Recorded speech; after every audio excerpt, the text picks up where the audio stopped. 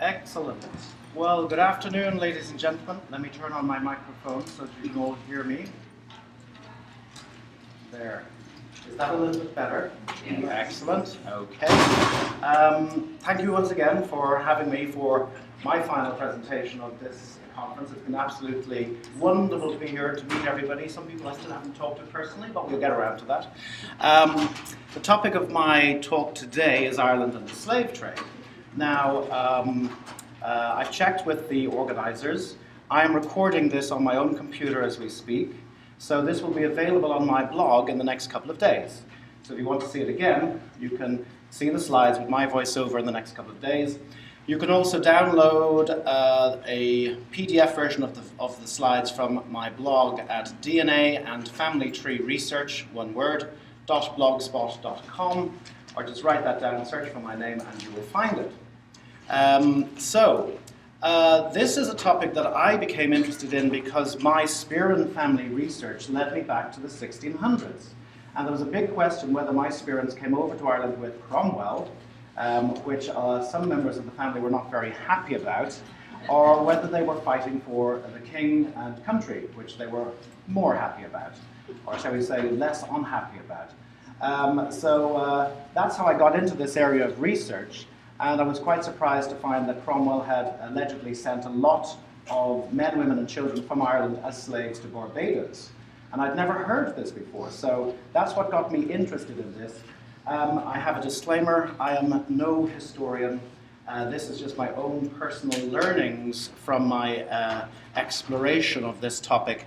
There's a lot of people here probably who know a lot more about it than I do. But what I would like to share with you at least is some of the things that I've learned. And certainly it is the start of some further research that I'll be doing, and some further research that hopefully the whole community will be doing. Now, what is happening here? What is this? Oh, Steve McQueen, you're winning his Best Picture for 12 Years a Slave. There's Lupita and everybody else. Lupita Nyong'o from Kenya, and we have Steve McQueen, who is British, and we have Benedict Cumberbatch, whose ancestors owned slaves in the Caribbean. So we have come a long way in the last 500 years, shall we say. What was the comment that Steve McQueen made that was quite shocking at the Golden Globes? He said there were 21 million slaves in the world today. Okay. And that was picked up by the media, so the BBC said, are there really 21 million slaves worldwide? It was also picked up by, and it coincided with the fact that 14 Caribbean nations are suing the British government for the damage that slavery did.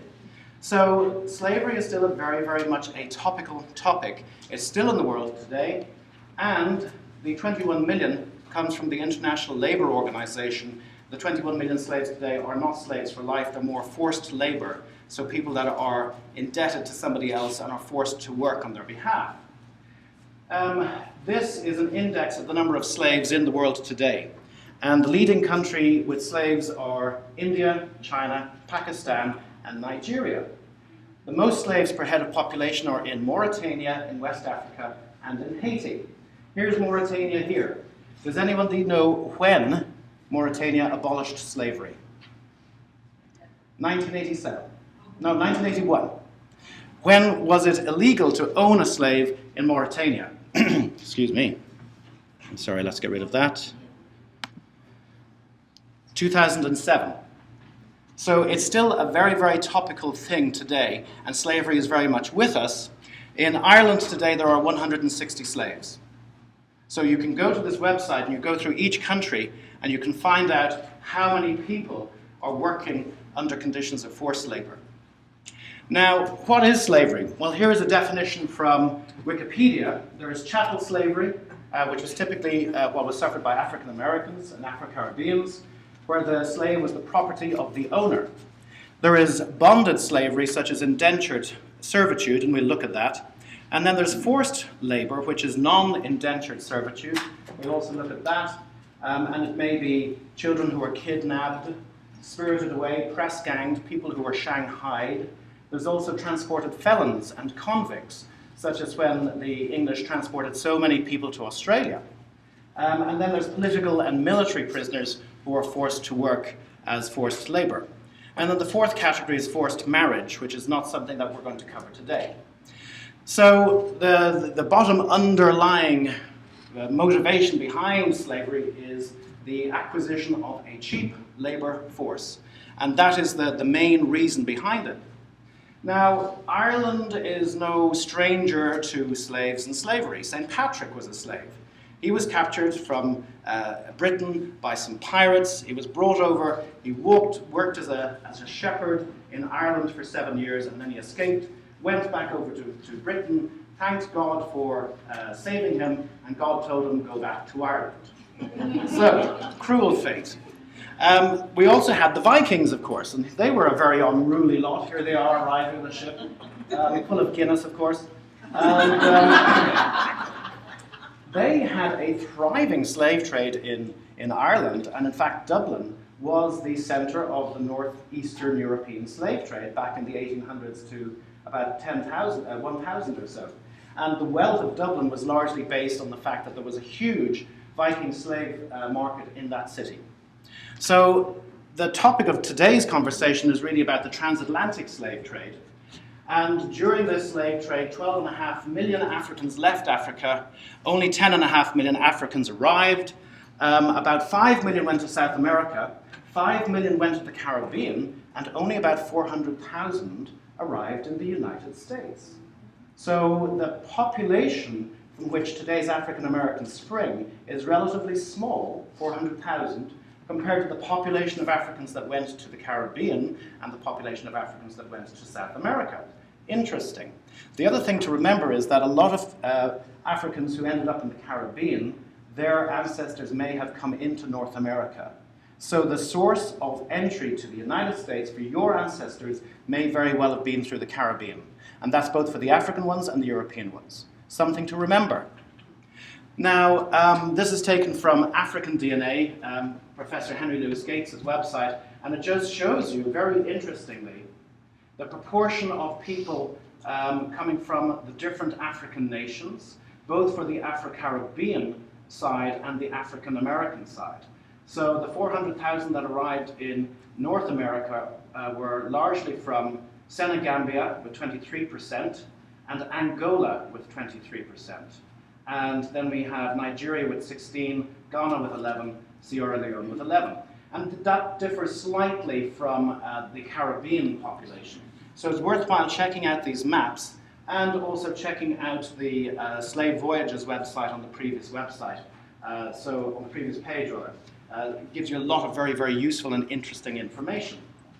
Now, apologies for slavery were made by France in 2001, which recognized slavery as a crime against humanity.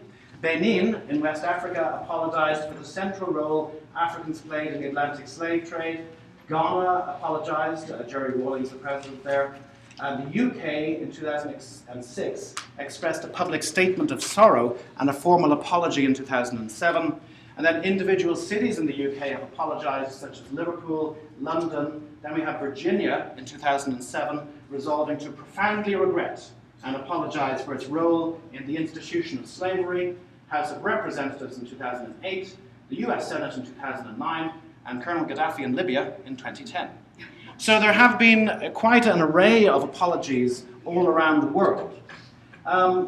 This is Joe Mozingo. He spoke here last year. He gave a fascinating talk about how he was able to trace the Mozingo name, and I'm going to turn off this so it doesn't bother us again. Turn off the Wi-Fi. There we go. And then turn this on. And we're back in action. Yes. So Joe gave a fascinating talk last year about how he went in search of his Mozingo name. And he was able to trace it back to an African man who was probably one of the first Africans to arrive in the Jamestown area. And he was also then able to trace it back to West Africa, I think it was Cameroon, that type of area. And he gives a fascinating story about his search. And it kind of reminds us that 4% of white Americans actually have African DNA. and it varies between about 0.5% of their DNA to about 0.75% of their DNA. And that is exemplified by the story of Thomas Jefferson and Sally Hemings. A lot of their sons were able to pass for white, and I think over the course of time, a lot of people have passed for white and ended up in the general kind of European American ethnic grouping. So that was Joe's story. But while this was happening in the 1620s, what was happening in Ireland? There were a number of English colonizations of Ireland starting in 1556 and continuing up into the 1600s. And in many ways, Ireland and the colonization of Ireland was an experiment and a prelude for the colonization of America. So the lessons that the English learned in Ireland, they applied to the colonization of America. And that's quite important because a lot of the initial slaves were collected as a result of the Catholic Rebellion in 1641. So the first half of my presentation is more about the origins and focuses on white involuntary servitude, and then we go in and talk about African slavery later on. But if you see here, there were a lot of alleged atrocities committed, driving men, women, and children by hundreds upon bridges and casting them into rivers. Who drowned not were killed with poles and shot with muskets. So when these kind of atrocities were heard of by the Protestants, that the Catholics were committing atrocities on the Protestants, Cromwell came in and he said, enough is enough. He conquered the whole island. He had a scorched-to-earth policy. And at the end of that time, according to O'Hart, and this is a rather sensationalistic quote, women and children were found daily perishing in ditches, starved. The bodies of many wandering orphans whose fathers had embarked for Spain and whose mothers had died of famine were preyed upon by wolves. In the years 1652 and 1653, the plague and famine had swept away whole countries, that a man might travel 20 or 30 miles and not see a living creature. Man, beast, and bird were all dead or had quit those desolate places. So you really get an impression that the whole landscape was devastated. And against that backdrop, between 1652 and 1659, and it's just slightly off the screen there, somewhere, because the men had been rounded up, all the men who had been fighting, they were exiled. They didn't want soldiers in the colonies because they might create trouble. But all the men, all the women who were abandoned and the children that were left behind were herded down to Cork, across to Bristol, and then made the transatlantic voyages to the West Indies, which at that stage included Maryland, Virginia, and the Carolinas. So depending who you read, it was a few thousand, or it was 50,000, or it was 130,000, or it was an absolutely impossible 600,000. The population of Ireland fell from 1.5 million in 1649 to 900,000 in 1660, a drop of 40% in a 20-year period. If the number of people that were sent as slaves or involuntary servants over to the West Indies was 50,000, then that's about 4% of the population, which is really quite a big whack. Now, they would have met up with indentured servants who were already in Barbados from the 1620s. So you would have had a situation where indentured servants whose period of indentureship had finished would have seen these Irish slaves coming in. But what is not clear is whether these slaves had a time limit on their slavery or whether they were slaves for life. So again, further research needs to be done in this regard. Now, we've talked about indentured servitude. This is what an indenture looks like. And this was a very, very common way of apprenticing people to a trade, but it was also a way of people getting their money back for transporting people over to the New World and then giving them lodgings and pay for a certain period of time. So the contract was this: you come over to work on my plantation for 4 years, that will cover the cost of the transportation and the lodgings. And a typical indenture, such as this one, reads as follows. This indenture, made the 4th day of August 1755, between William Buckland of Bayford and Thomas Mason of London, witnesseth that the said William Buckland shall and will, as a faithful covenant servant, well and truly serve the said Thomas Mason in the plantation of Virginia, beyond the seas, for the space of 4 years, in the employment of a carpenter and joiner. And then it goes on to say that he is of 22 years old, that he has no covenant or contracted servant to any other person, that he will get meat, drink, washing, and lodging, and his salary will be the rate of £20 sterling per annum, payable quarterly. So that's what a contract, that's what an indenture actually looks like. So any of your relatives that came over to the US as indentured servants, this is the kind of indenture that you might actually find for them. Now, indentures continued way up until the 1900s, and they were made illegal in 1917. But this is one from Cork in 1890, and this relates to apprenticeships.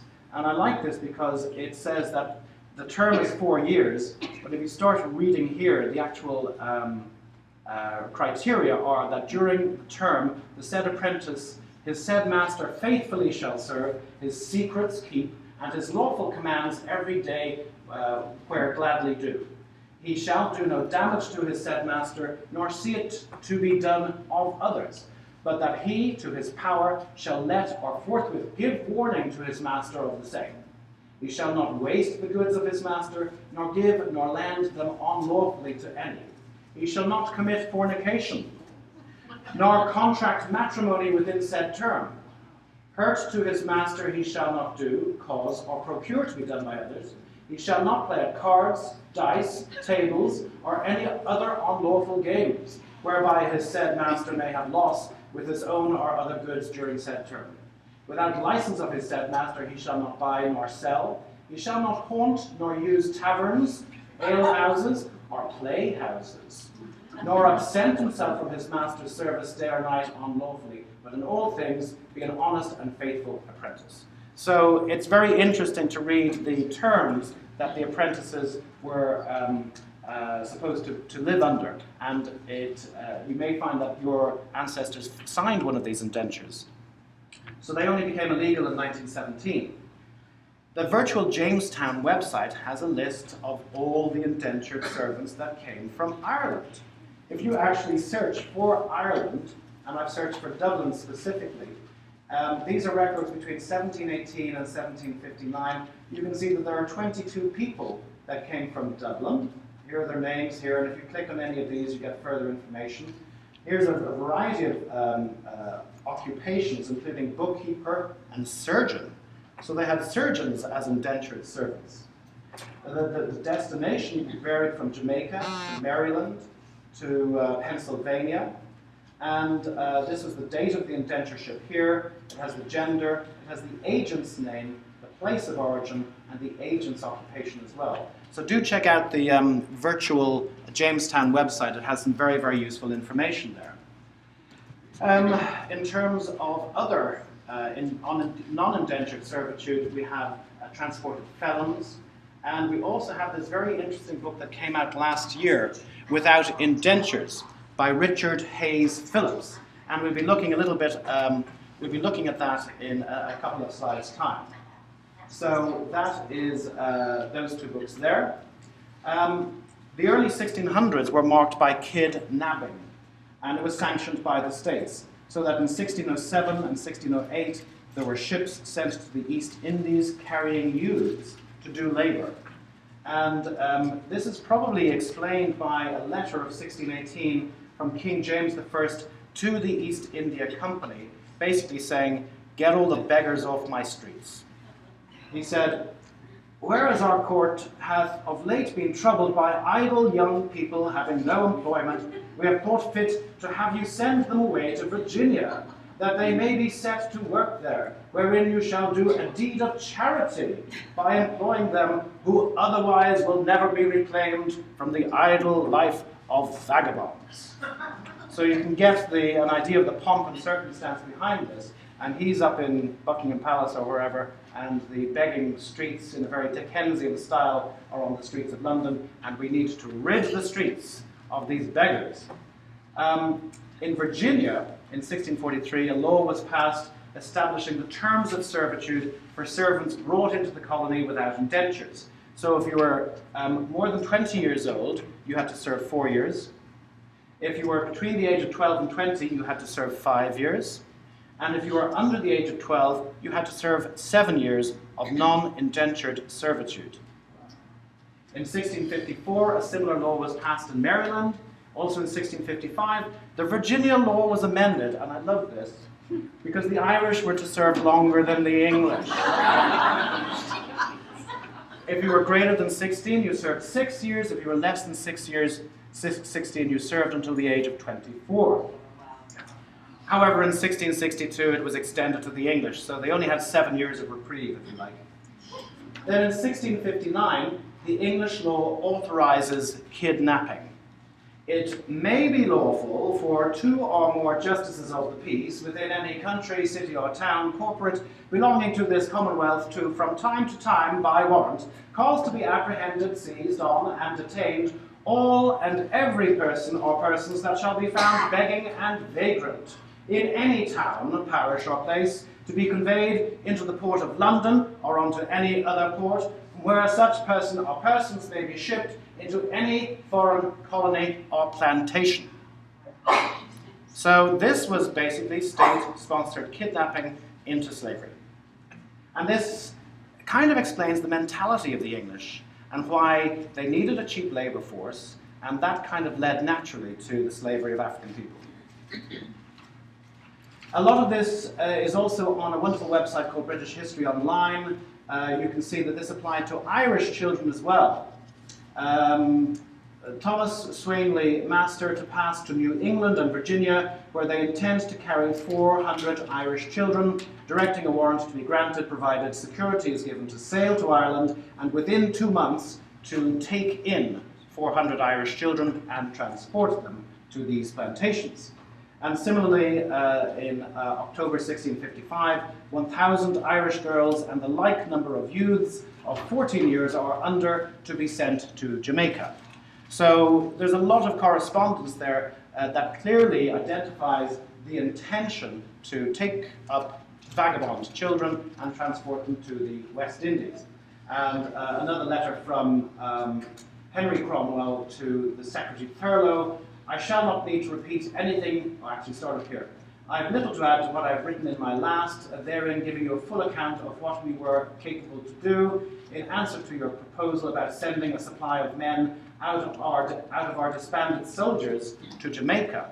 So a lot of disbanded soldiers ended up going to the West Indies as well, but also I shall not repeat anything about the girls, not doubting, but to answer your expectations to the full in that. And I think it might be of like advantage to your affairs there and ours here if you should think fit to send 1,500 or 2,000 young boys of 12 or 14 years of age to the place aforementioned, Jamaica. So again, in the correspondence, you find a lot of intention to transport the children out there. Now, we still have to find the records of what slaves actually were sent out there or what children were sent out there into slavery. But in this particular slide here, which is from the book that I showed you, White Children Without Indentures, here you see the year, and here you see the number of children appearing before the courts in Virginia and Maryland. And the peak year was around about 1699. So the turn of the century, there were 677 white children brought before the court. If you compare the equivalent figures for Negro and Indian children, you'll find that there's very, very few in the early 1600s, a little bit more in the 1680s, and it's only towards the end of the century and the first part of the 1700s that you start seeing African people, African children appearing in these courts. The same for the Native American Indians or the First Nation people. Their children appeared very scantily in the records throughout that time, really. And just to show you the next one, the ages that were adjudged by the court varied from 1 year old up to about 27, and the average age was about 14 or 15. Now, you might say, well, there's a big difference between the European children and the African and Native Indian children. The African and Native Indian children were slaves for life. the European children had a period of indentureship, which was then terminated. But the reason why the African and native Indian children were brought before the courts was because slaves were taxable. And they were just brought before the court to ascertain their age and then get an idea of when their owners could start be taxed for them. So that's why the African and Native American Indian children were brought before the courts. You'll see that 90% of children in the 1600s were white. In the first decade of the 1700s, 45 were white and 52 were African. And in the second decade of the 1700s, less than 33% were white and about 2/3 were African. So there's a real change in the ethnicity of the children coming before the courts. The reason why the book is only about the European children is because the African children, the native children, only had first names, and therefore it was of limited use for genealogical purposes, which is why the book was written.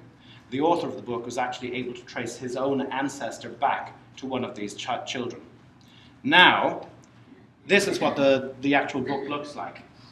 And you'll see that there's a Brennan here, there's a Carroll here, there's a Cunningham, a Donoghue, a Fitzgerald, a Kelly. So there's very, very clear evidence here of Irish names among this list, indicating that some Irish children did reach the West Indies and were actually served as unindentured servants for a number of years. The other thing to note is that occasionally, and just to show you first of all, you get the surname, the first name, the date they arrived, the date they were in court, their age adjudged by the court, and the owner of the unindentured child, unindentured servant. You occasionally get additional information such as the name of the ship, the captain of the ship, the date of arrival, or the port of departure. And Irish ports recorded in these court record books include Belfast, Derry, and Dublin. So you may this is a large book. You may actually find evidence here of one of your ancestors in this index. It's largely just an index of names, which from each county and each county courthouse in Richmond and Virginia and Maryland. The Irish origin may not be obvious because they changed the names to English surnames, number one, and because any ship that left Ireland had to travel to England first in order for it to be lawful for that ship to sail to the new colonies. So just keep that in mind. Also keep in mind that the 13th Amendment of the Constitution included involuntary servitude as well as slavery, and that probably is related to the fact that there were so many unindentured servants coming over during this period as well. Now, were the Irish ever slaves for life? I don't know. I suspect that some of them were.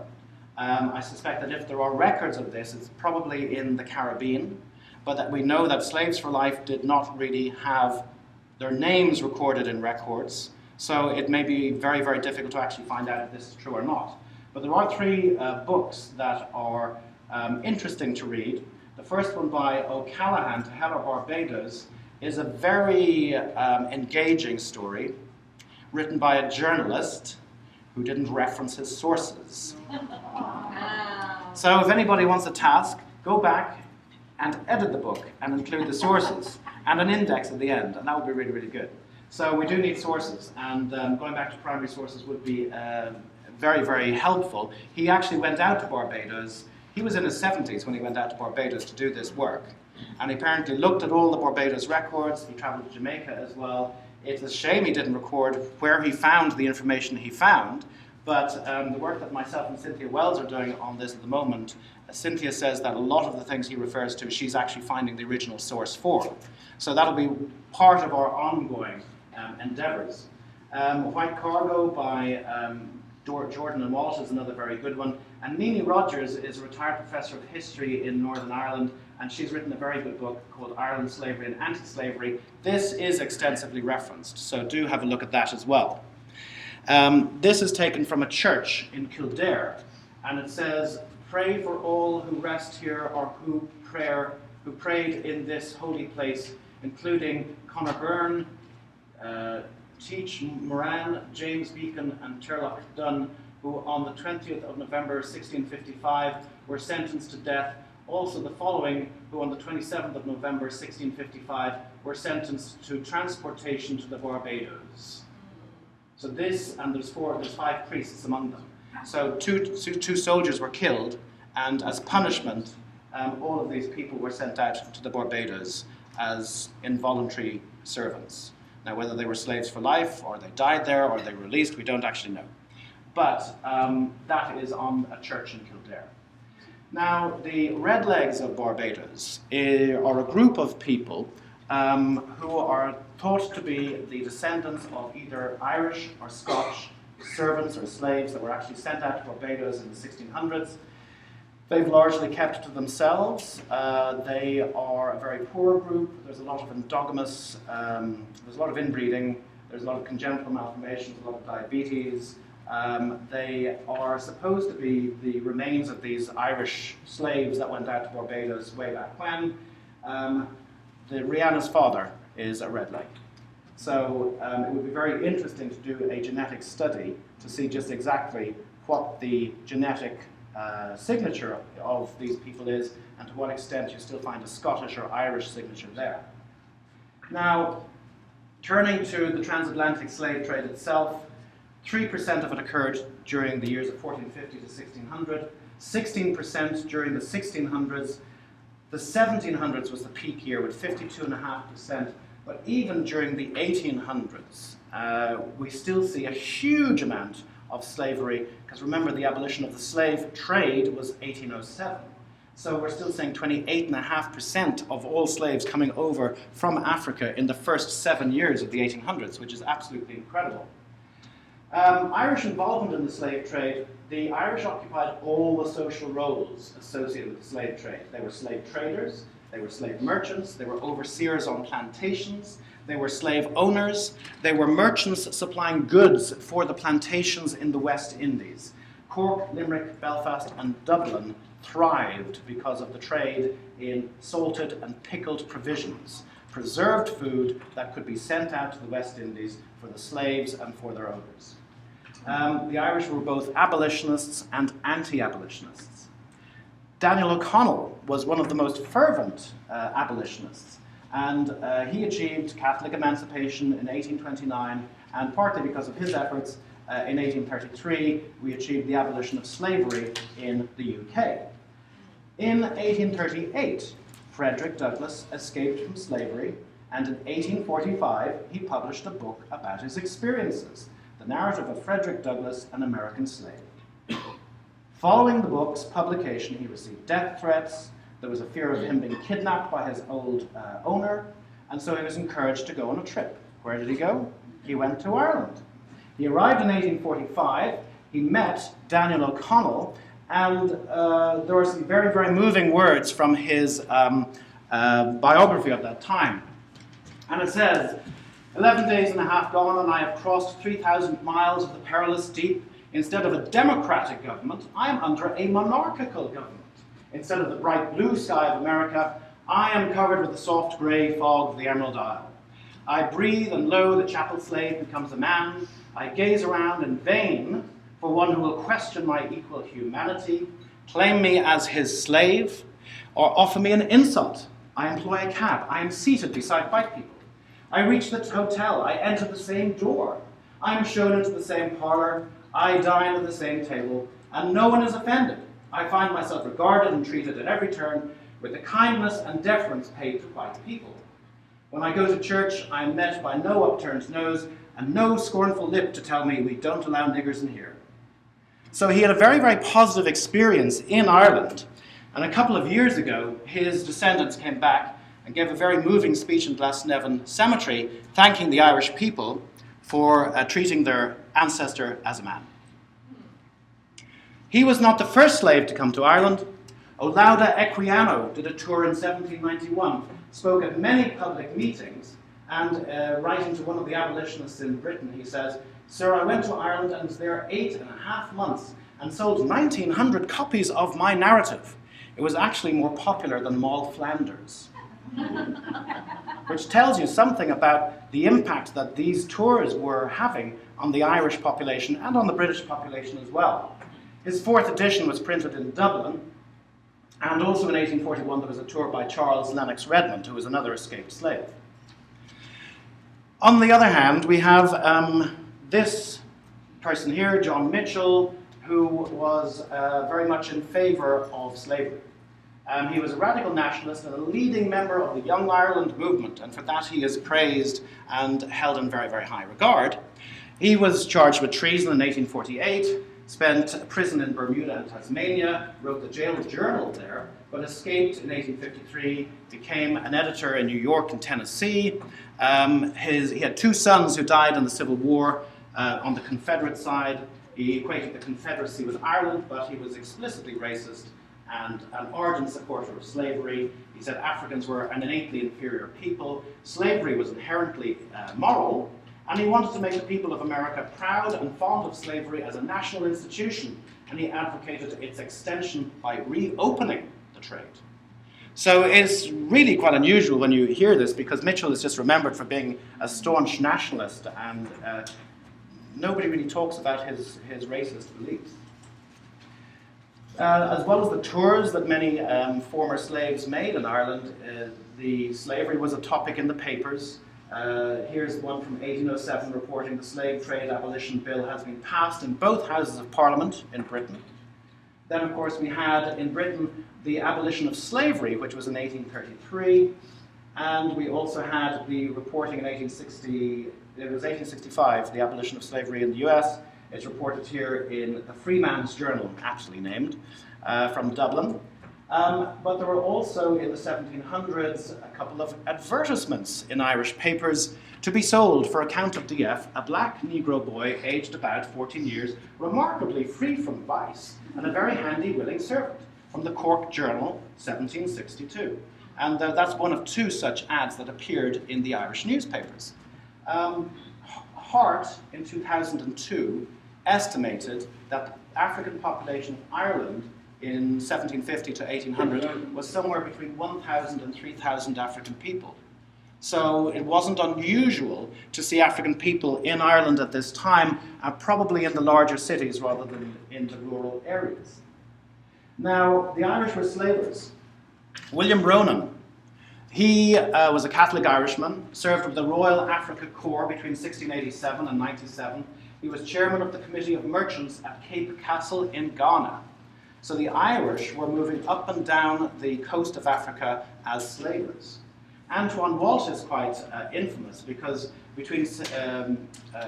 during his time, 1700 to 1763, he bought about 12,000 slaves and was responsible for supplying them to Martinique, Guadeloupe, and Saint-Domingue, which later became Haiti. Etienne and Laurent O'Riordan in Nantes, that's O'Riordan, an Irish name, they were from Derryvoe, County Cork, but they led 11 expeditions in the 1700s and bought 3,000 slaves. And similarly, the Roach family, who had Limerick roots, they bought about 3,000 slaves as well. So the Irish were involved in transporting slaves from Africa to the West Indies. They were also ship owners, merchants, and sailors. So, for example, ship owners based in Bristol in the 1760s included Michael Callahan, John Teague, John Coughlin, James Connor, all very Irish names. Slave merchants in Liverpool in the 1780s included Felix Doran, Christopher Butler, Thomas Ryan, James McGauley, and David Toohey from Tralee, who did 4 slave voyages. He was the part owner of 10 slave ships, and he described himself as being in the African trade for many years, in which I've made a pretty fortune. There were also a lot of Irish sailors. 12% of slave ship sailors were Irish. The English were the largest nationality, with 75% of sailors being English, and the Scots had a smattering at 9.5%, but the Irish were the second most frequently encountered ethnic group among the sailors. Probably one of the most famous drawings is of the Brooks slave ship, and you remember seeing this, probably very, very tightly packed people in the hold. This was a diagram produced in 1789 by the abolitionists, and it was designed to really wake up people and make them realize how inhumane these slave ships were. But in 1776, the captain was Irish, and his name was Clement Noble, and he was from Ardmore. And during one of his voyages, he was confronted by an enemy privateer near Barbados. He armed 50 of his cargo and successfully repelled the attack. Commenting that the Negroes fought with exceeding spirit, he sailed on to Jamaica, where he sold them on the north coast of Montego Bay. So extremely callous, and this just goes to show the chattel nature. These people were property, viewed as property. Another pretty disturbing one is John Newton, who wrote Amazing Grace. He started off as a slaver. He had 3 voyages from Liverpool to West Africa, and there were some Irish crew members among his crew with names like Karen, Megan, Gallagher, Shaughnessy, and Cooney. Now, Cooney wasn't a very nice guy.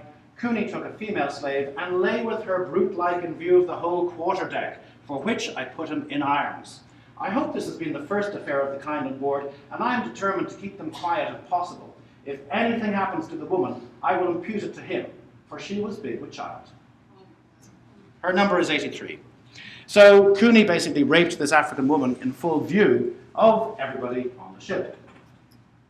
Now, the Irish and the Africans have mixed over the course of time, and there's several reasons for this. First of all, they were side by side on the social ladder. So the Africans were probably on the lowest rung, the Irish were frequently on the next rung up, and for that reason they lived in close proximity. There was interbreeding, there was even intermarriage. There was also the breeding policy that happened especially in America, less so in the Caribbean, and the sexual exploitation of women, which resulted in white men fathering, having sex with African women, frequently because the Irish were often overseers on the plantation, but also because the Irish tended less to be absentee owners. So they would have been more prevalent than, say, the English or the Scots, quite frequently. So these were 2 reasons for why you might find Irish genes in African Americans today.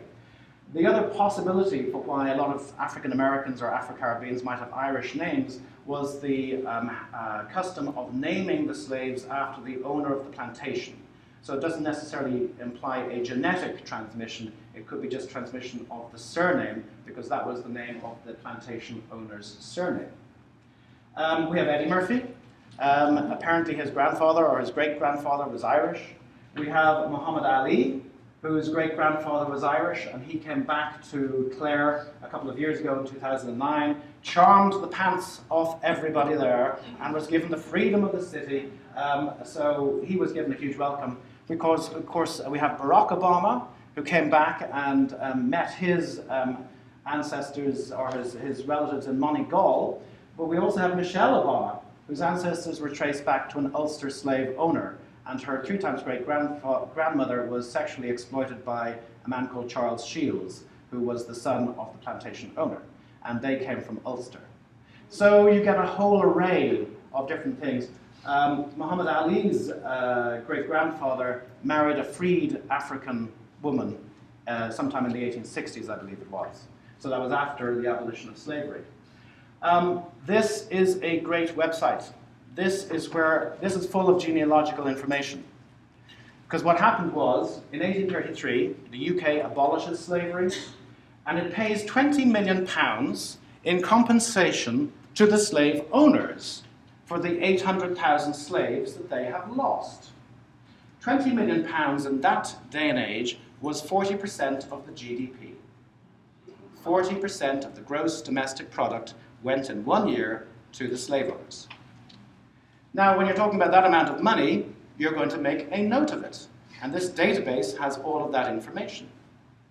But interestingly, the slaves were not freed, per se.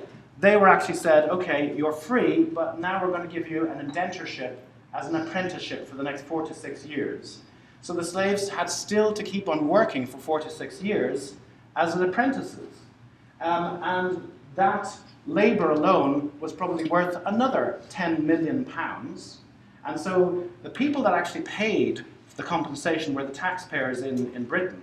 The slave owners themselves paid very, very little and lost very, very little, because they were practically 100% compensated for the loss of the slaves. Of the 45,000 claims in this database, 40% of them are from women. And that's because they were either the widows of previous slave owners or they were slave owners themselves. So it's very interesting that 40% of these claims are actually from women. 3,000 of these claims were absentees. That's 7% of all of the slave owners in this database were absentees. And absentees owned 50% of the slaves and received 50% of the payments. So 7% of the slave owners received 50% of the compensation. The largest claim was for £83,530, 8 shillings and 11 pence, and it was made to James Blair in Newry, County Antrim. He was Irish. And that was compensation for his 1,598 slaves. Because this database is so comprehensive, there's been a paper written about Ireland and slave owners at the time of emancipation. So this is 1833. This is the compensation that's paid out to absentee Irish slave owners. And what it finds is that both in Ireland and within the Irish diaspora in London, Liverpool, and Glasgow are striking instances of slave owners whose legacies helped shape Ireland's commercial, cultural, and physical fabric in the early 19th century. So Ireland benefited hugely from the slave trade. There were 3 types of Irish slave owner. There was an absentee owner in Ireland, there was an absentee Irish slave owner in Britain, and there was Irish slave owners living in the colonies themselves. Many Irish owners were very small scale, probably because the Irish never had the same kind of economic clout as the English to go over and spend lots of money on buying slaves and really benefiting from the opportunity that slavery offered to them. So a lot of the reason why the Irish were small-scale owners is because of the lack of economic opportunity that the Irish had, rather than that they were any less bad as slave owners than the British. There were fewer absentees in Ireland compared with England and Scotland. In Ireland, there were 13 absentee slave owners per million population. In Scotland, there were 107 absentee slave owners per million population, and the rest of the UK, there were 165 slave owners per million population. Many Irish absentees went to England largely because at that time, before 1829 certainly, the slave owners would not be allowed to practice Catholicism in Ireland, so they went to England instead, where there was less restriction on the expression of their religion. But because there were so few absentees of Irish compared to English, there might actually be a greater Irish genetic imprint in the West Indies. So that's something that cries out for attention and research. Here is a table that actually shows the awards identified with absentees in Ireland by colony. And most of the absentees were in Jamaica. Some were in British Guyana, which is now Guyana, Trinidad, Antigua. There were a couple in Tobago, and there were a few in Barbados as well. So that gives you an idea of where these absentee landlords were mainly based, and Jamaica was the top hit there. The slave owners in Montserrat with Irish names included 7 people named Irish. There were 8 people called Blake, 6 people called Daly, and they were mainly small scale, owning less than 20 slaves each. The beauty of this database is that you can go to each of the Caribbean islands in turn and you can explore the slave owners on that particular island. And you can see how many were Irish, Scottish, English, and so on. Now, if you click on any of these names, you get a wonderful array of information. 105 of the 45,000 records are for absentee Irish slave owners. There's a Kelly, a Thomas Kelly, a Margaret Kennedy, a Nicholas Kerwin, all very, very Irish names. For example, James Kelly lived at Newton House, Abbey-Knockmoy, County Galway. He had 101 enslaved people on Jamaica, St. Anne, Crescent Park, They were worth £2,054.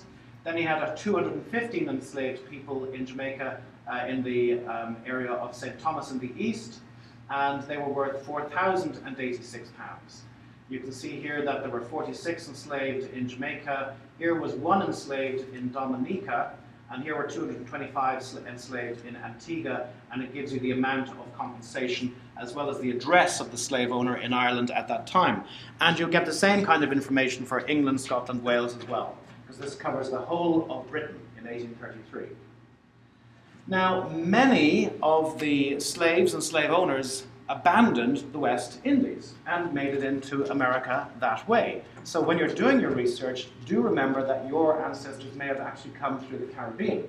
And here's a website called Caribbean Immigration that has some information about the influx into the US. And just to read here this quote from Richard Dunn, between 1678 and 1713, leeward sugar planters became more rich and powerful and controlled all local councils and assemblies. So white servants and small farmers abandoned the Leeward Islands. And many of them headed into Maryland, Virginia, and the Carolinas, and they probably took their slaves with them as well. So your ancestors may have come in through the Caribbean. Family Search have a very good summary of the records available when we're talking specifically about African American slavery. And if you just do a search for slavery, it comes up with 293 hits. So that's a very good starting place for any exploration of the American side of things.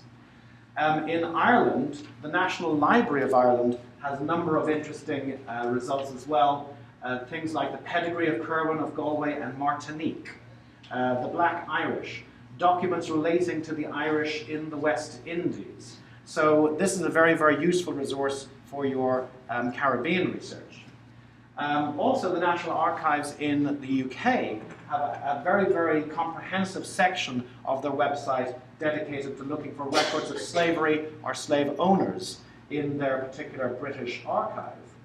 And there's a variety of other places where you might want to look to find information about Britain and Ireland and the involvement in slavery. On Ancestry, we have the slave registers of former British colonial dependencies between 1812 and 1834. We have Guy Grenham's book, Tracing Your Caribbean Ancestors, which is very, very helpful. He is a native of Barbados. We have the Caribbean GenWeb project. We have a group called the Caribbean Ancestral Research Association in London. And the BBC has a very useful website that looks at researching African Caribbean family history in general.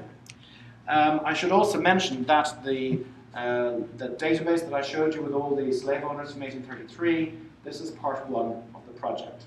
Part 2, they'll actually start looking at the slaves themselves. So expect by 2015 an expansion of this database to include details of the actual slaves themselves. So that will be a very exciting development. I'm going to finish off by talking about Montserrat, where I was last year, just after St. Patrick's Day. Now, Montserrat is a little island in the Caribbean. You can see it here. It is about 27 miles southwest of Antigua. And there you see Antigua there. And this is an aerial view of Montserrat. This is the volcano that exploded in 2003. Here is the capital city, Plymouth. All this gray stuff here is pyroclastic flow. The capital city was wiped out and is now under about 20 feet of lava. With that wipeout, you lost not only your capital city, but you lost the livelihoods of everybody in that city, as a result of which there has been an 80% diaspora from the island. 80% of the island's population has emigrated to either other islands in the Caribbean, to the US, or to the UK. It is still a British dependency. The population of native Montserratians is now 2,500. The reason why Montserrat is so special and relevant to this talk is because it is the Emerald Isle of the Caribbean. 100,000 welcomes and shamrocks greet you as you arrive on Montserrat. You have Erin and her harp on the national flag of Montserrat. You have names like Tuit, who was a major slaveholder on Montserrat, still present today. There's a bottle of Guinness up on the side of the store. You have Rhymes. There's Jackie Rhyme. Here we have Fogarty Hill, spelt wrong. And here we have James Alfred Sweeney, who in one of the graveyards. So there's loads of Irish surnames there.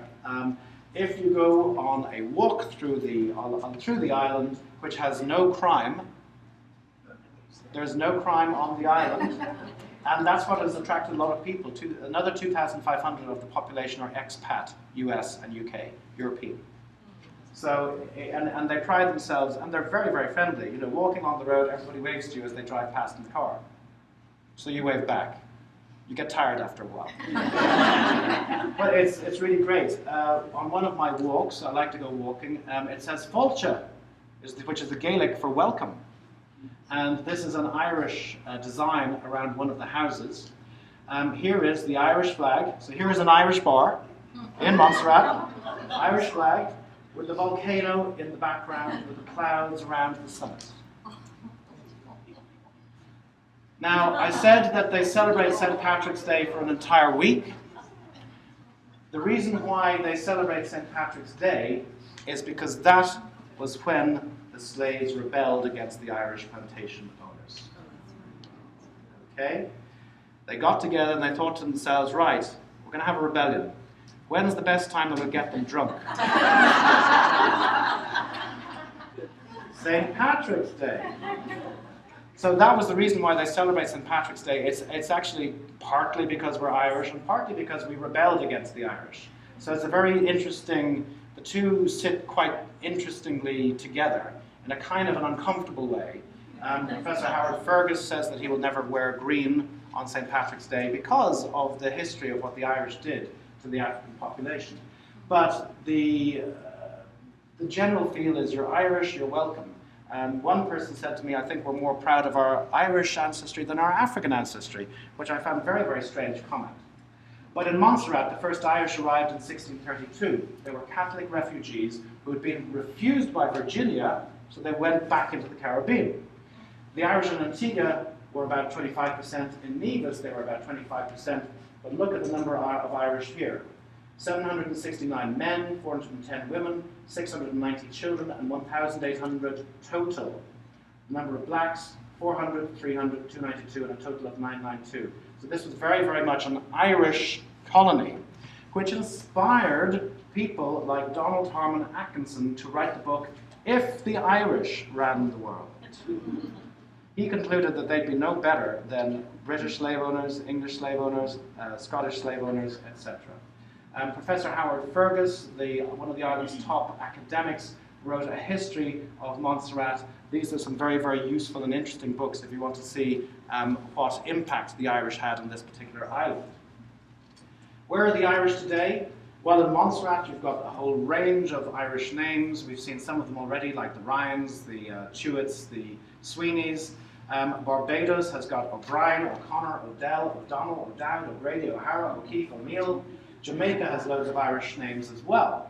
And what I've done is I've set up a website which is still at a very, very rudimentary stage of development, so please forgive its rather crude look. But what I'm trying to do is I'm trying to gather everything into one place and try to stimulate research into the Irish in the Caribbean and the Irish impact on slavery. I've put together the phone books of all of the islands in the Caribbean. So if you want to see if any of your ancestors are on a particular island, you just click on the links on this particular page and it'll take you to the phone book, the white pages for that particular island, and you can search and see if there is anybody there with your particular ancestral surname of interest. How about DNA testing?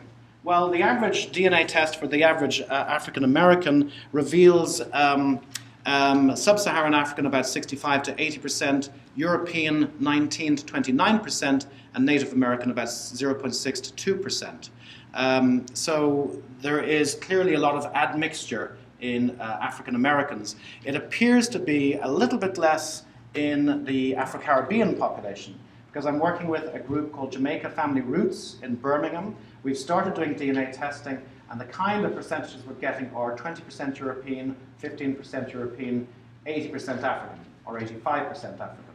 So maybe there was less breeding going on in the Caribbean colonies compared to America. But it's still at the early stages of research, and this is an area of research that is crying out for attention. The other thing that is worth noting, Professor Henry Louis Gates is a perfect example. If an African American person does their Y DNA, as in Professor Gates' case, in 35% of cases it will end in a European haplotype, a European genetic signature, and Professor Henry Louis Gates' father's line goes back to Nile of the Nine Hostages, which is again a very, very Irish haplotype. And similarly, his mother's line on his mitochondrial DNA goes back to a European woman. He has spoken with Professor Dan Bradley in Trinity College Dublin, and they've come to the conclusion it was probably an Irish indentured servant. But 10% of African Americans will have European a woman on their mother's line.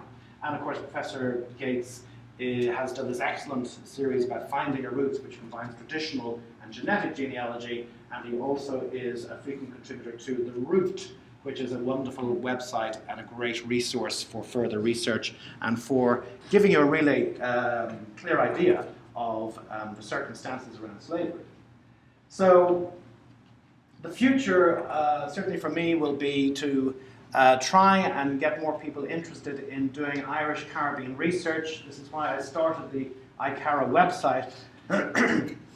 Now, I'm currently trying to get in touch, well, I've got in touch with the government of Montserrat, and I've got in touch with National Geographic. So what I'm trying to do is to get a free DNA project up in Montserrat so we can see what the genetic imprint of the Irish is there. So I'm hoping that over the course of the next several years that we'll be able to get that kicked off and just get more people in the Caribbean interested in DNA testing. And that will allow reconnection, reunion with Irish cousins living in the homeland today, and a recovery of a history and a culture and a heritage that we really haven't given very much attention to over the course of the last several decades. So now with the centenaries of the next couple of years in Ireland, such as the 1922 and the founding of the Irish Free State, this is a perfect time for the revision of Irish history, and hopefully DNA will play a part in that. So thank you very much for your attention. If you have any questions,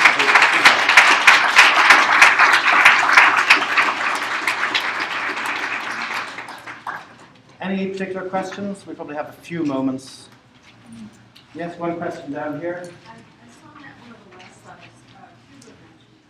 I'm curious if that was part of the whole, on the same scale as some of the other islands like Montserrat. Was there a whole lot of Irish enslaved things going on as well? In Cuba? Yeah. I'm not specifically aware of Cuba. I know that a lot of Irish, when they were kicked out by Cromwell, the men were kicked out and we don't want your soldiers in our colonies. He basically said you can go to any country in Europe that is not at war with England. You are exiled, never come back. So a lot of them went to Poland, a lot of them went to, I'm not sure if they went to Spain, but some of them ended up in Spain. And of course the Spanish came over to Cuba and the Caribbean, and you find a lot of O'Neills in Puerto Rico. So there's a lot of O'Neills in Puerto Rico. Any other questions?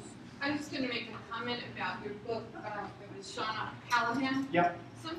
Is he still alive? He died before it was published. Oh, because I was going to say, a lot of times journalists, if you contact the author, they will provide their resources to you. Yeah, no, he sadly died before it was published.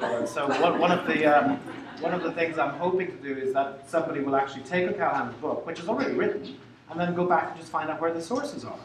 So that's another little task for the next decade or so. Hours of happiness, years of happiness.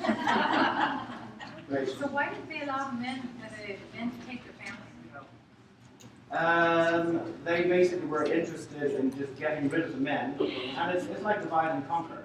You know, why would they send the wives with the men? Just banish the men to any country not at war with England. I thought it was easier for technical and logistical reasons to just get rid of the men. And then leaving the women destitute, they were a source of cheap labor. Also, you'll find in some of those writings that women were needed in the Caribbean. And the Irish women were, and according to O'Callaghan, the Irish women were regarded as rather cold and frigid sexually.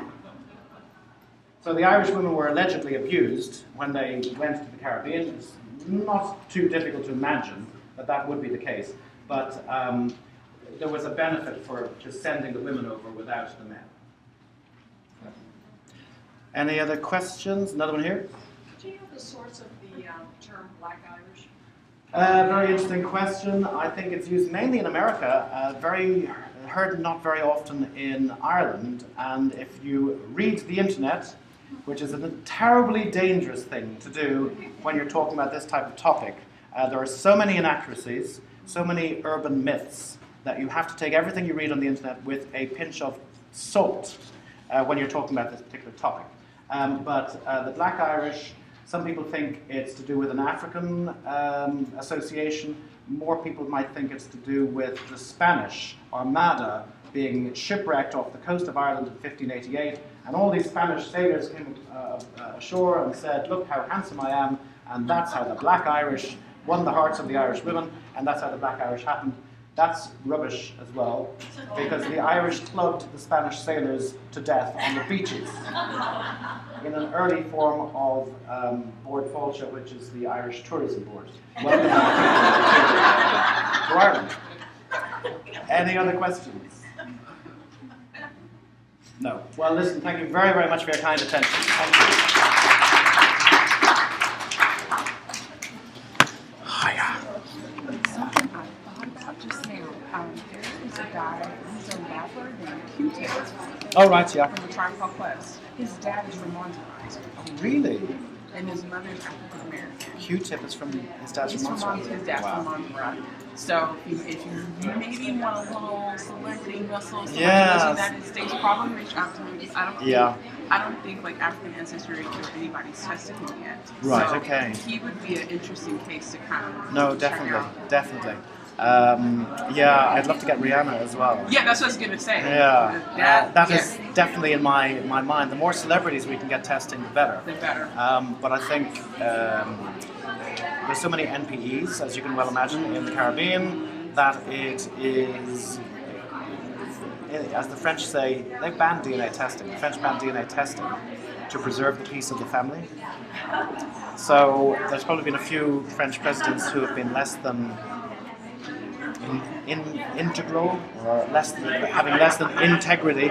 Their wives probably have been put to one side.